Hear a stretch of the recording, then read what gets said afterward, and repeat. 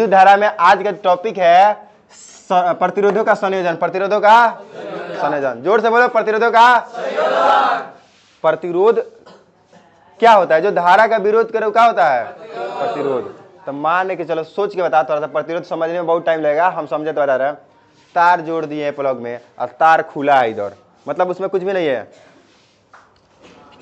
तार जोड़ दिए, चालू कर दिए और उसमें कुछ भी नहीं लगा, ना पंखा ना बॉल, कुछ भी नहीं है, तो भाई तो धारा तो जाइए रहा है ना, कोई दिक्कत नहीं है। छुइएगा तो करंट लगेगा नहीं लगेगा? लेकिन उसमें हम एगो बॉल लटका दिए,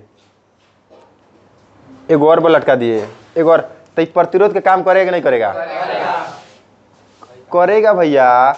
मान के सोच के देखा, ये थोड़ा सा इधर नहीं देखिएगा तो नहीं समझा पाएंगे बढ़िया से। दू छड़ी, अब देखिए तार लगा दिए, एगो बॉल लगाइएगा, फिर उसमें धारा देखिएगा, 2 गो बॉल लगाइएगा, फिर धारा देखिएगा, 3 गो, 4 गो, 5 गो, 10 गो, 20 गो बॉल लगा दीजिए, हाउ वाला फिलामेंट वाला, फिर धारा चेक कीजिए, कुछ अंतर मिलेगा आपको? हाँ। प्रतिरोध उसका क्या हुआ? बढ़ गया। तो प्रतिरोध को हम सूचित करते हैं आर से। प्रतिरोध का ऐसा ही मात्रक ओम होता है, ठीक है। अब मान लीजिए कि प्रतिरोध को सूचित करते हैं ऐसे, जो जिगजैग लाइन है इससे सूचित करते हैं। मान लीजिए प्रतिरोध है एगो, तो ठीक है, कोई दिक्कत नहीं है, उसको आर बोलेंगे। जब 2 गो प्रतिरोध हो जाएगा, है पहल का है दूसर का, देखो इधर इसका मूड़ी किधर है? मूड़ी समझता है ना, सर इधर है, इसका भी इधर है। हेलो, तो ये प्रतिरोध हो गया, तो इसको अब इसको भी आर बोलेंगे, इसको भी आर बोलेंगे, तो गड़बड़ हो जाएगा नहीं हो जाएगा? तो इसको बोलेंगे R1 R2। अब मान लीजिए एक और हो गया, तो हो गया, बोर्ड पे ध्यान नहीं समझेगा यार, हाई जितना दिख रहा है ना सब याद करा देंगे 10 से 15 मिनट में, ध्यान से सुनो सिर्फ। तो हाई हो गया R1 R2 R3, कोई दिक्कत? अब 3 गो प्रतिरोध है, R1 R2 R3। अब आपको सटाना है, तो ध्यान से समझिए, तरीका है। हाई पहल का प्रतिरोध है R1 का पहला सिरा, दूसरा सिरा, कोई दिक्कत? हाई पहला है, हाई इधर इसका ढक्कन है, कैप है, वो दूसरा है, ठीक है। तो पहल का प्रतिरोध का दूसरा सिरा, पहल का प्रतिरोध हाई है, एक और दूसरा सिरा से दूसर का प्रतिरोध के कौन सिरा? पहला सिरा। कुछ समझ में आता? पहला प्रतिरोध का दूसरा सिरा, दूसरा छोर कह सकते हैं, और दूसरा प्रतिरोध के पहला सिरा से जोड़ दिए। अब इसको थोड़ा सा आगे बढ़ाते हैं। उसी तरह हाई कौन प्रतिरोध है? तीसरा। तो तीसरा हाई कौन प्रतिरोध है? दूसरा। तो दूसरा प्रतिरोध का दूसरा सिरा और तीसरा प्रतिरोध का पहला सिरा अगर आपस में काजी कर देंगे तो ये प्रतिरोधों का संयोजन कहलाएगा। प्रतिरोधों का, और सुनिए, श्रेणी क्रम में है। कौन क्रम में है? श्रेणी क्रम में है। अगर इस तरह से जोड़ेंगे तो श्रेणी क्रम। कौन क्रम? क्या हुआ? तो देखो, ये देख के याद करो, काजी पड़ता है, सब रटता है। पहल का प्रतिरोध का दूसरा सिरा और दूसरा प्रतिरोध का पहला सिरा, फिर दूसरा प्रतिरोध का दूसरा सिरा और तीसरा प्रतिरोध का पहला सिरा अगर जोड़ दिया जाए तो उसको बोलेंगे श्रेणी क्रम संयोजन। कौन क्रम? लगे हाथ एक और बता देते हैं कि मान लीजिए कि इस तरह से हो गया, भाई तीनों एक दूसरे से नहीं सटा है, इस तरह से, एगो यहाँ पे है, एगो यहाँ पे, एगो यहाँ पे है, ठीक है। काजी पे है? बाबू साहब आ गए हैं का? तो देखो, तो इस तरह से जोड़ा रहेगा तो इसको बोलेंगे समांतर क्रम। कौन बोलेंगे? क्या कि समांतर है कि नहीं है? अब तीनों को एगो तार से ज्वाइन कर देंगे, तीनों से एगो तार से ज्वाइन कर देंगे तो हो जाएगा समांतर क्रम। तो हम लोग समांतर क्रम नहीं ना पढ़ रहे हैं, हम लोग पढ़ रहे हैं कौन क्रम? श्रेणी क्रम। श्रेणी क्रम में पहिलका का, अब बिना मार्कर देखे बता, पहिलका का दूसरका सिरा, दूसरका के पहिलका से, और दूसरका का दूसरका, तीसरका के पहिलका से जोड़ दिया तो काजी बोलेंगे? तो श्रेणी क्रम में अगर जोड़ दिए प्रतिरोध तो उसमें धारा भी होगा कि नहीं होगा? यहाँ पे देखिए, अब R1 है, इसको पहले समझा देते हैं, ध्यान से चित्र समझा देते हैं, चिंता मत करो, 10 से 12 मिनट होगा, 15-20 होगा, कोई फर्क नहीं पड़ता। ये प्रतिरोध R1 है, इसका 2 गो छोर होगा कि नहीं होगा? ठीक है। R2 है, 2 गो छोर है, R3 है, 2 गो छोर है, तो हे बिंदु के AB B C और CD, कोई दिक्कत नहीं है। धारा इसमें जा रहा है क्या चीज? आई। अब एक में जोड़िएगा ना तो धारा आई भी यहाँ भी जाएगा, यहाँ भी आई, यहाँ भी आई, लेकिन अगर इस तरह से जोड़ देंगे तो यहाँ पे I1 जाएगा, यहाँ पे I2 जाएगा और I3 जाएगा। देखो इधर समांतर क्रम में धारा बदलते रहता है और श्रेणी क्रम में धारा नहीं बदलता है, धारा नहीं बदलता है। लेकिन धारा नहीं बदलता है तो विभवांतर बदलता है कि नहीं बदलता है? हाँ, विभवांतर कैसे बदलता है आप कल समझाएंगे। क्या कि जब समांतर क्रम बताएंगे ना तो उसमें बताएंगे कि कैसे होता है, विभवांतर उसमें नहीं बदलता है। इसमें विभवांतर बदलता है, इसमें धारा नहीं बदलता है, उसमें धारा बदलता है, और उसमें किसमें समांतर क्रम में। तो इसके बाद वाले क्लास में आपको खूब बढ़िया समझ में आएगा। जब तक अभी जो पढ़ा रहा है इसको समझिए। धारा आई आई आई तीनों प्रतिरोध में क्या है, और इसका ये दोनों छोर के बीच का जो प्रतिरोध होगा उसको बोलेंगे हम लोग VA माइनस VB। विभवांतर क्या होगा, सॉरी, VA माइनस VB। हम प्रतिरोध बोल गए होंगे, कोई बात नहीं। इसके और इसके विभवांतर क्या होगा, VA माइनस VB, और इसके बीच का विभवांतर क्या होगा, VB माइनस VC, और इसके बीच का विभवांतर क्या होगा। समझ आ गए। विभवांतर दो बिंदुओं के बीच के अंतर को बोलते हैं बबुआ, दो बिंदुओं के बीच के क्या बोलते हैं, विभवांतर बोलते हैं। भाई एमीटर लगा दिए धारा मापने के लिए, और यहाँ पे प्लस माइनस कर दिए, कनेक्शन कर दिए इसका, ये तो हो गया। अब क्या कहना है, थोड़ा सा इसको पढ़ लेते हैं। हम तो जान गए कि प्रतिरोध का संयोजन कैसे होता है, श्रेणी क्रम संयोजन कैसे होता है, विभवांतर कैसे कैसे होता है। अब थोड़ा सा अब पढ़ते हैं, यहाँ से समझिए। अभी जो था वो सिर्फ इसका ट्रेलर टाइप था, अब यहाँ समझते हैं। प्रतिरोधक का संयोजन दो प्रकार का होता है, कितना प्रकार होता है, श्रेणी क्रम संयोजन, समांतर। अब हमको समझाना पड़ेगा श्रेणी क्रम कैसे होता है, समांतर कैसे होता है, बता दिया है, इधर देखो। तो हम पढ़ेंगे कौन सा संयोजन, श्रेणी क्रम संयोजन। कौन सा संयोजन, श्रेणी क्रम संयोजन में। अरे भाई भाई समझाना पड़ेगा। देख तो जब पहले प्रतिरोध का दूसरा सिरा, पहले प्रतिरोध का दूसरा सिरा, दूसरे प्रतिरोध के पहले सिरे से, दूसरे प्रतिरोध के पहले सिरे से, दूसरे प्रतिरोध का दूसरा सिरा, दूसरे प्रतिरोध का दूसरा सिरा, तीसरे प्रतिरोध के पहले सिरे से, तीसरा प्रतिरोध के काची हो गया, पहले सिरे से, और इत्यादि। इसी क्रम में 3 गो प्रतिरोध ना 4 5 10 20 गो हो सकता है, 2 गो हो सकता है, कितना हो सकता है, माने इसी क्रम में जोड़ा रहे। जैसे कि चौथा का दूसरा सिरा पांचवा का पहला सिरा से, पांचवा का दूसरा सिरा छठा के पहला सिरा से, इस क्रम में अगर जोड़ा रहे तो इसको बोलते हैं श्रेणी क्रम संयोजन। समझ में तो आ गया, भले कहने में गड़बड़ा दीजिएगा लेकिन समझ में आ गया है, तो ऐसे ही लिख दीजिएगा। अब सभी प्रतिरोध में समान विद्युत धारा प्रवाहित होती है। अब ऑब्जेक्टिव में पूछेगा श्रेणी क्रम में समान होता है विद्युत धारा की विभवांतर, विद्युत धारा श्रेणी क्रम में विद्युत धारा समान होता है, और समांतर क्रम में विभवांतर। कोई दिक्कत नहीं, तो समांतर क्रम का बात हम बाद में बतियाएंगे, लेकिन दोनों भाई का बात एक साथ थोड़ा बतिया लिया जाए। आगे देखिए, ये तो हम पढ़ लिए। अब कह रहा है कि मान लो इसके पास 2 रुपया है, इसके पास 3 रुपया है, टोटल कितना रुपया है, 5। अगर पूछे तुम्हारे पास कितना रुपया है तो 2 रुपया, तुम्हारे पास कितना है 3। हम बोले यार कितना, टोटल कितना रुपया है 5। समझ रहा है ना। तो टोटल अभी बोला, टोटल को बोलेंगे समतुल्य। टोटल क्या बोलेंगे, समतुल्य। यहाँ पे समझो, कह रहा श्रेणी क्रम संयोजन में R1 R2 R3 प्रतिरोधक का समतुल्य प्रतिरोध ज्ञात करे। तो हमको तो पता है, काजी कर देंगे, जोड़ देंगे। 3 गो लड़का है, एक के पास 2 रुपया, एक के पास 3 रुपया, एक के पास 4 रुपया, टोटल कितना रुपया हुआ, 2 3 5 4 9 रुपया। कितना रुपया हो गया, तो समतुल्य का मान क्या हो जाएगा, 9 रुपया। यानी काजी कर देंगे, जोड़ देंगे। Very good. अभी कह रहा है कि आप जोड़े हैं ना, तो उसको प्रूफ कीजिए। काजी कीजिए, R बराबर R1 plus R2 plus R3। हई R हो गया समतुल्य प्रतिरोध, मतलब मेन। हई सब के जोड़ देंगे तो जो मान आएगा ना वो इसका मान आएगा ना। बात समझ रहे हैं। तो कह रहा है इसको आप प्रूफ कीजिए, इसको बताइए कैसे लिखिएगा। साइंस में 5 नंबर में देगा, कैसे लिखिएगा। हम एक चित्र बनाएंगे, बन जाएगा R1 R2 R3 बन जाएगा। अब देखिए इसमें क्या क्या है, इसमें तो सारा के सारा हम बता दिए। देखो, माना कि R1 R2 R3 3 प्रतिरोध है जो श्रेणी क्रम में संयोजित है। ओके है, इन सभी प्रतिरोधों में एक समान धारा आई प्रवाहित हो रही है। ठीक है, जहां दिक्कत है पूछना। साथ ही माना कि बिंदु A B C D पर के विभव VA VB VC VD है। ठीक है, हेपर का विभव VA है, हेपर का VB, हेपर है VC, हेपर है VD। विभव, विभवांतर नहीं बोले हैं। विभवांतर बोलेंगे तो VA घटाओ VB होगा। समझ रहा है ना। जैसे इस बिंदु का विभव VA है, 10 भी हो सकता है, 5 भी हो सकता है। मान के चलेगा जी है VA, इस पर VB, इस पर VC, इस पर VD।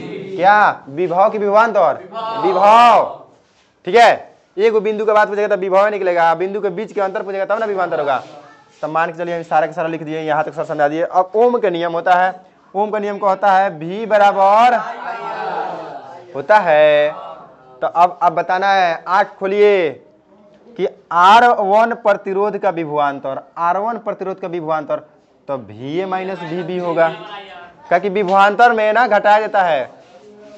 F5 फॉर्मूला के हिसाब से चलो आपको बाउंस जाएगा, V के जगह पर तो VA माइनस VB, I तो बराबर है सब में I, और R कौन सा है अभी R1, चूंकि हम किस में जा है R1 में, उसी तरह से R2 में जाएंगे तो विभवांतर हो जाएगा VB घटाओ VC, VB घटाओ VC, और I उतने हैं ओम के नियम से, और R के जगह कितना लिख देंगे R2। सेम उसी तरह से इसमें समझाना नहीं पड़ेगा, आरती प्रतिरोध के विभवांतर VC घटाओ VD और I R3। एक बार सिर्फ देख लीजिएगा, ऐसे समझा दीजिएगा, अपने आप को हो जाएगा। समीकरण 1, समीकरण 2, समीकरण 3, चूंकि हमको जोड़ना है ना, तो समीकरण 1, 2, 3 को कैसे करेंगे जोड़ने पर। तो सबको पता है कि बराबर जब रहता है, समीकरण रहता है, तब बराबर के एक साइड वाला एक साइड में ही रहेगा और दूसरे साइड वाला दूसरे साइड में, बाया पक्ष से जुड़ेगा, दाया पक्ष से जुड़ेगा। तो इधर जोड़ते हैं, तो बराबर के इस साइड है ये VA माइनस VC लिख दिया दे, लिख ले बनिए दे, और फिर दूसरा का और फिर तीसरा का, ये तीनों आपस में कैसे होगा जुड़ जाएगा, बराबर I तीनों में तो एक बार लिख दिए ओए मुसीबत, और कोष्ट में R1 R2 R3, ये तो अलग अलग है, तो इसको कैसे कर देंगे जोड़ देंगे। हम इसमें थोड़ा सा एक लाइन छोड़ दिए हैं, हमको लिखना चाहिए IR1 plus IR2 plus IR3 तीनों को, तब I निकालते तो अच्छा रहता, लेकिन कोई बात नहीं, वैसे भी समझ में आ जाएगा। अब एक बात बताओ, हाई माइनस VB है प्लस V कट गया का, oh my God, minus VC plus VC cut गया है, नहीं ना कटेगा, तब VA माइनस VD, एक मतलब एक भी यहाँ से और यहाँ के बीच का विभवांतर VA माइनस, मतलब इसके टोटल बीच में तो सब कट गया, VA minus VD, sorry VA minus VD, मतलब V से लेकर के और D तक के बीच का पूरा विभवांतर अब निकल जाएगा। खूब बढ़िया बात है। इधर क्या हो जाएगा, इधर तो नहीं कुछ कट रहा है ना, I R1 plus R2 plus R3, इसको समीकरण कैसे मान लिए 4। अब चलते हैं, अब फिर से मानते हैं, यदि R1 R2 R3 प्रतिरोध का समतुल्य प्रतिरोध R हो, मतलब तीनों का समतुल्य प्रतिरोध अगर R हो के मान लेता रहो, तीनों का प्रतिरोध कैसे हो गया R हो गया, तो R प्रतिरोध के छोर के बीच का विभवांतर अगर हिहवा से पूरा, हिहवा से हिहवा के बीच के प्रतिरोध कैसे हो गया, अरे R1 R2 R3 के जगह पर अगर हमने क्या R लिखी सन, तो VA माइनस VD बराबर IR हो जाएगी। कैसे, यहाँ पे देखिए VA माइनस VD बराबर I R1 R2 R3, लेकिन हेकरा जगह पर हमने क्या लिखेगा बा R, क्योंकि जोड़ के कुछ ना कुछ मान आई नू, तो हमने वहाँ लिख देंगे R। इस समीकरण कितना हो गया 5, यहाँ पे लिख दिया कि पूरा का A हो गया, D हो गया, A और D के बीच का प्रतिरोध कितना है R है। तो समीकरण 4, 5 को हम से हम पाते हैं कि IR, 4, 5 के ध्यान से देखो, तो देखो उसका बाया पक्ष VA माइनस VD, इसका बाया पक्ष VA, तब बाया पक्ष बराबर है तो खत्म हो गया, तो दोनों दाया पक्ष बराबर हो जाएगा, तो दाया पक्ष में है ना आएगा, किधर गया इधर I R1 R2 R3, देखो यहाँ पे I R1 R2 R3 और बराबर हो जाएगा किसके IR के। यहाँ पे आपको यहाँ से यहाँ समझने में दिक्कत हो रहा है, तो फिर समझिए भाई बाया पक्ष दोनों का दोनों कैसे हो गया बराबर हो गया, तो हाई दोनों पक्षों का कैसे हो जाएगा आपस में हाई बराबर हो जाएगा यहाँ तक। तो जब बराबर हो जाएगा तो बराबर लिख दिए, इसको इधर लिखिए, इसको इधर, कोई फर्क नहीं पड़ेगा, I से I कट रहा है, I से I कट रहा है, तो R बराबर R1 plus R2 plus R3। इतना तो हो गया लिखने के लिए, नंबर लाने के लिए जो भी बढ़ा चढ़ा के लिख दिए, लेकिन इसमें सीखने वाला कौन बात है यहाँ पे है। अतः इससे स्पष्ट है कि श्रेणी क्रम में संयोजित अनेक प्रतिरोधों के समतुल्य प्रतिरोध का मान प्रत्येक प्रतिरोध से बड़ा होता है। कहने का मतलब है समतुल्य प्रतिरोध सबसे बड़ा होगा। कैसे, जैसे हम बता रहे हैं यहाँ पे देखिए, हई आरवा से हई आर बड़ा होगा कि नहीं होगा, क्या कि तीनों जुट के ना हुआ है, हई इससे हई बड़ा होगा, इससे हई बड़ा होगा। मान लीजिए हई 2 है, हई 3 है, 4 है, टोटल कितना है 9 है, तो 9 2 से बड़ा है, 3 से बड़ा है, 4 से बड़ा है। तो ये कह रहा है कि समतुल्य प्रतिरोध ना बड़ा होता है श्रेणी क्रम में, समांतर क्रम में ना, समांतर क्रम में तो छोटा होता है। हम कल बताएंगे, कल आपको समझ में आएगा, क्योंकि आधा बात बताइए दिए हैं। श्रेणी क्रम में समतुल्य प्रतिरोध का मान बड़ा होता है। Very good.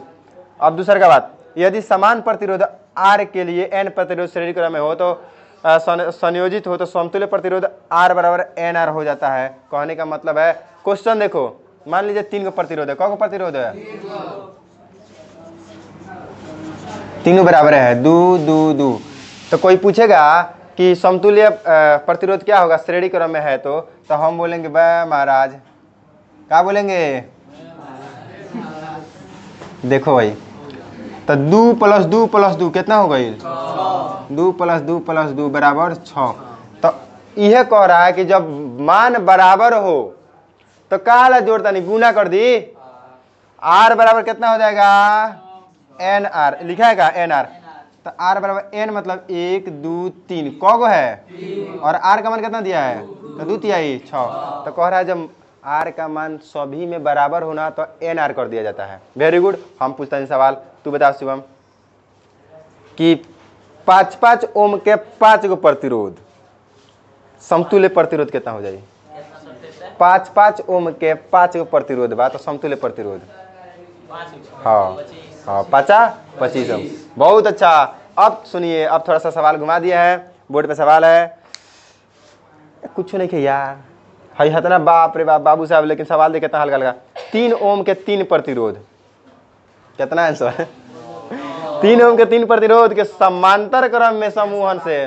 तो समांतर क्रम वाला तो नहीं पढ़ाए हैं, नहीं ना पढ़ाए हैं। तो अगर मान के चलो नहीं पढ़े हैं, कल एग्जाम हो जाए, मान लो कि आज कुछ हो जाता है हमको, कल एग्जाम है या 10 दिन बाद एग्जाम, तो समांतर कहीं तय करेगा, बाटा में कर दियो 1/3 हटाओ, समांतर के बाद बताएंगे, ठीक है।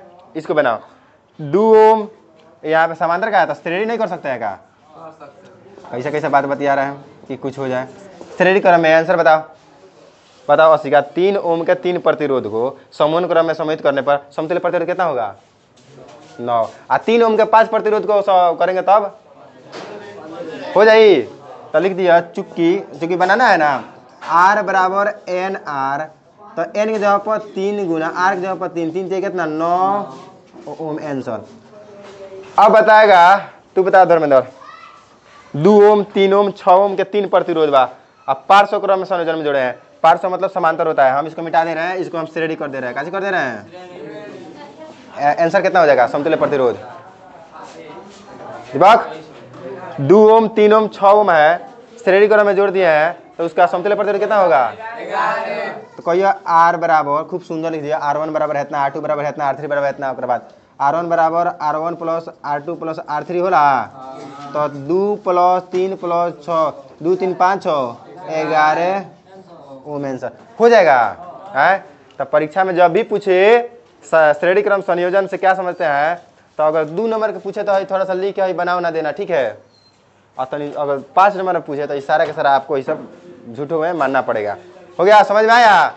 अगर आपको श्रेणी समझ में आएगा तो समांतर समझ में आ जाएगा, ठीक है भाई।